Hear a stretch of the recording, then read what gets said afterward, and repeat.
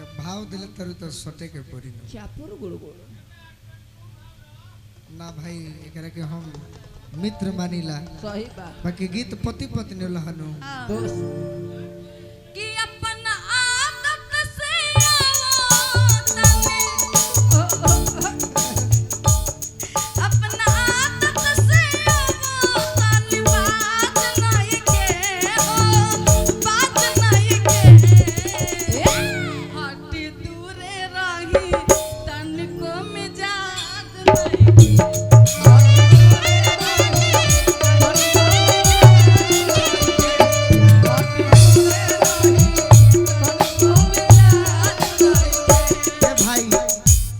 पत्नी के गीत हो हाँ जी तहार मिजाजे नहीं खे हाँ हम बाहर छोड़ के चलिए तब का करबू दिला जीत की यह नु कहबू बिना रे सजनवा उहे लय हो हाँ जी होई जाला जिंदगी बेकारे हो बाकी लइका लइके ने खनु कहो ना पति पत्नी कहता लो हाँ जी तहार मिजाज नहीं खे तनिको बाहर छोड़ के गाँव नहीं गए चल जे तब का करबू का कहबू बोलो ये कहबू का बिना रे सजनवा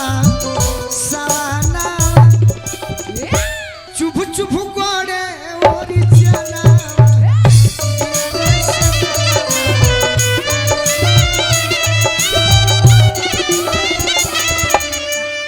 गोड़े ओरी चनावा अरे गोड़े ओरी चनावा हे राजा जी चल जाई छोड़ के तब न कहबू का कहो अब चल जाइएगा पोरे तब न पोरे टूटता पोरे पोरे टूटता बदाना चुप चुप करे ओरी चना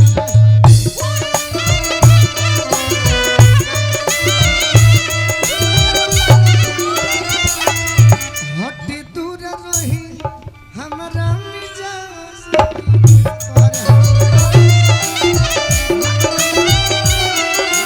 आप ओरचन के बात किए ना तो मुझे एक बात याद आ रही और चने पे याद आवेला सुन ली बालम जी फरिया के एको बात एगो तू कल चल पाई ना काटे हमसे रात दूसरा के गीत सुन ली बालम जी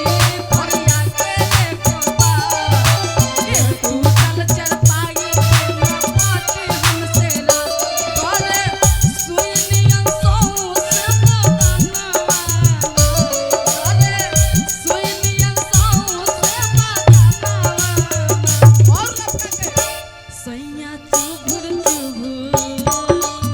गाँव पर ठीक बाकी दूसरा के हो राजा चुभुर चुभुर गरे ओरा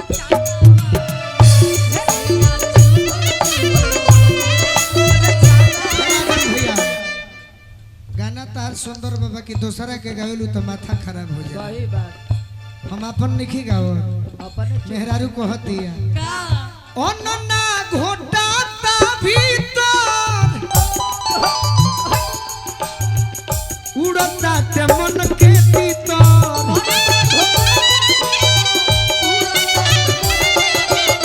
আরে খৌলে করে জয়াদা तोहरो ठीक रहे बाकी हाँ जी हम तारा जरूरत नहीं है कि दूसरा के कह खौले करे जयादा हाना चुप चुप पड़े ओरी चना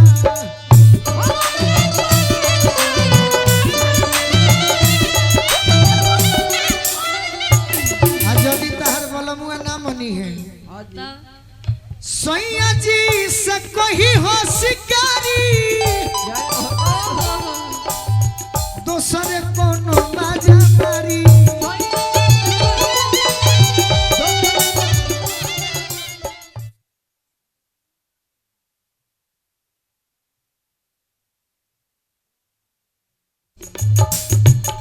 गोलुए হবে ক্ষীণ কর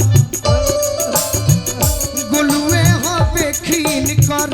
ধানা চুপ চুপ করে ওরি চানা গোলুয়ে হবে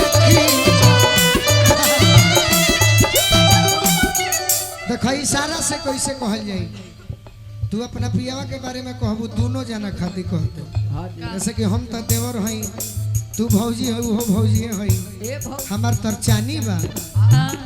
गोलुए होबे खिउन कर धाना आ चुभ चुभ गड़े ओरी चना